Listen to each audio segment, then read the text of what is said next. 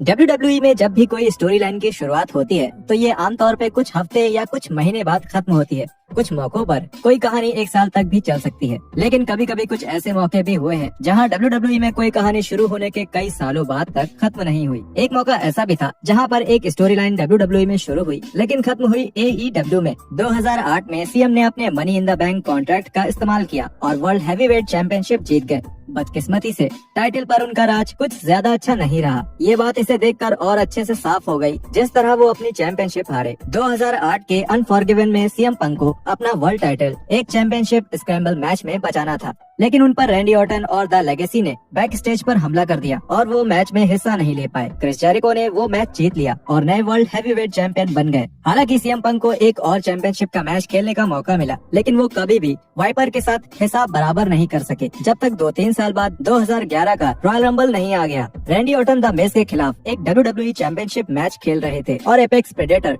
Title जीतने वाले थे, लेकिन सीएम पंक के कुछ छुप कर हमला करने के कारण द मिज ने अपना टाइटल बचा लिया। अगले दिन रॉ पर पंक ने बताया कि उन्होंने ऐसा इसलिए किया क्योंकि वो उस बात का बदला लेना चाहते थे जो ऑर्टन ने उनके साथ 2008 में किया था। इसने आखिरकार उस कहानी को खत्म किया जो सीएम पंक और रैंडी ऑर्टन ने लगभग 2 साल पहले शुरू की थी। पंक की बदकिस्मती ये थी कि उन्हें रेसलमेनिया और एक्सट्रीम रूल दोनों में ऑर्टन के खिलाफ हार का सामना करना पड़ा। एक दिल तोड़ने वाले पल में एज को 2011 में WWE में रिटायर होने के लिए मजबूर होना पड़ा। हालांकि वो अब रिंग में नहीं लड़ सकते थे, लेकिन फिर भी रेटेड आर सुपरस्टार कभी कभी दिखते जरूर थे। दिसंबर 2014 में रॉ पर ऐसे ही एक मौके के दौरान एज और क्रिश्चियन ने रिंग में सेथ रॉलिंस के साथ एक सेगमेंट किया। रॉलिंस ने इस मौके का फायदा उठाया और एज को पकड़कर उनकी गर्दन तोड़ने की धमकी दी जब तक जॉन सीना अपनी पावर का इस्तेमाल करके ट्रिपल एच और स्टेफनी मैकमैन को वापस नहीं बुला लेते। साफ तौर पे एज सेथ के साथ कुछ भी नहीं कर सकते थे क्योंकि वो रिटायर हो चुके थे और सारी चीजें लगभग 5 सालों तक ऐसी ही रहीं। फिर भी 2020 के रॉयल रंबल में एज ने रिंग में एक हैरान कर देने वाली वापसी की। एक साल बाद वो यूनिवर्सल चैंपियनशिप के लिए रोमन रेंस के खिलाफ खेल रहे थे, लेकिन इसके बीच में सेथ रॉलिंस आ गए और एज उनके चक्कर में ये मैच हार गए। कुछ दिनों बाद स्मैकडाउन पर एज ने सेथ के बारे में ये बोला, This goes back to 2014 when we first met.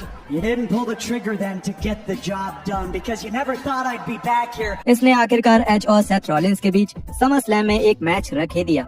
लगभग 6 साल से ज्यादा समय के बाद रॉलिंस ने एज की गर्दन तोड़ने की कोशिश की थी।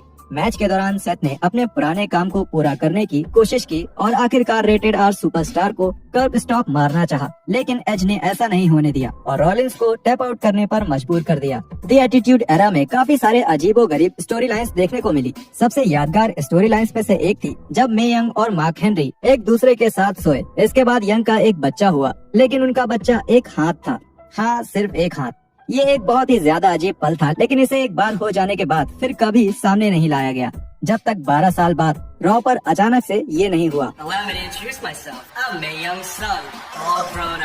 बिना किसी शक के WWE के इतिहास में सबसे बदनाम पलों में से एक था मॉन्ट्रियल स्क्रू जॉब। 1987 की सर्वाइवर सीरीज में ब्रेट हार्ट को अपनी WWE चैंपियनशिप को शॉन माइकल्स के खिलाफ बचाना था। जब माइकल्स ने ब्रेट को शार्प शूटर में जकड़ लिया था तभी विंस मैकमैन ने बेल बजवा दी थी, जबकि हार्ट ने टैप आउट नहीं किया था। ये सच में हुआ था। मैकमैन स्क्रिप्ट के खिलाफ गए और ब्रेट हार्ट ने WWE छोड़ दिया और फिर कभी कंपनी में नहीं दिखे जब तक 2010 में उन्होंने WWE में मॉन्ट्रियल स्क्रू जॉब के 1 दशक से भी ज्यादा टाइम बाद वापसी नहीं की। ब्रेट और मैकमैन ने रिंग में दोस्ती करके सबका दिल पिघला दिया। हालांकि ये सब एक धोखा था और मैकमैन ने हिटमैन को लात मार दी, जिसके कारण मिस्टर मैकमैन और ब्रेट हार्ट की लड़ाई हो गई। उनके बीच असल जिंदगी की लड़ाई शुरू होने के 12 साल बाद आखिर में हार्ट फैमिली की मदद से ब्रेट जीत गए और उन्होंने उसका बदला ले लिया जो विंस मैकमैन ने उनके साथ मॉन्ट्रियल में किया था।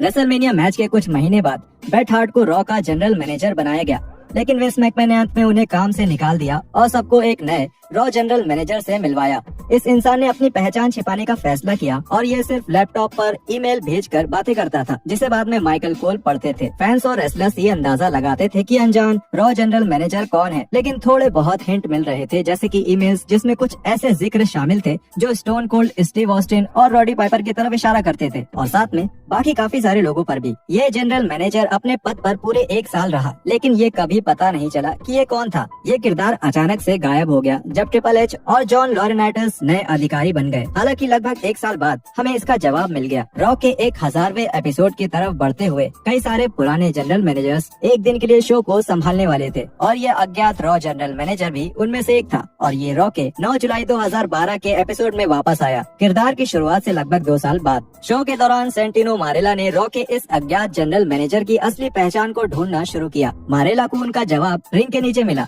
नहीं, ये बोगीमैन या अंडरटेकर नहीं थे, ये हॉर्न्सवॉगल थे।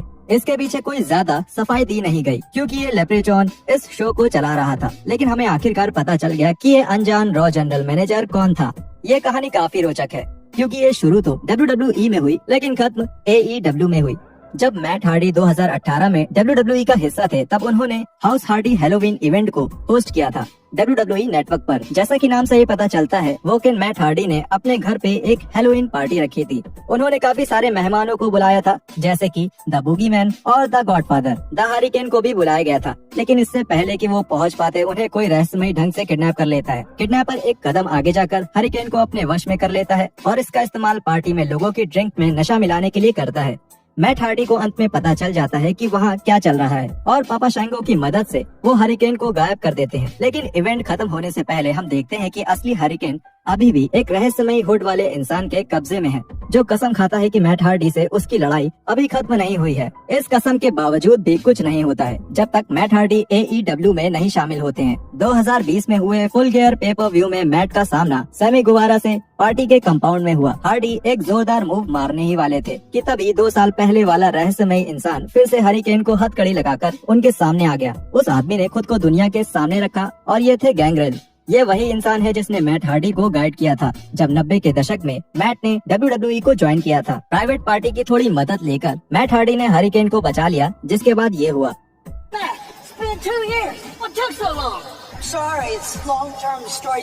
मैट और हरिकेन ने बहुत अच्छे से काम किया और सैमी और गैंग्रेल को हरा दिया, जिसने एक ऐसी कहानी को खत्म किया जिसकी शुरुआत तो WWE से हुई थी लेकिन खत्म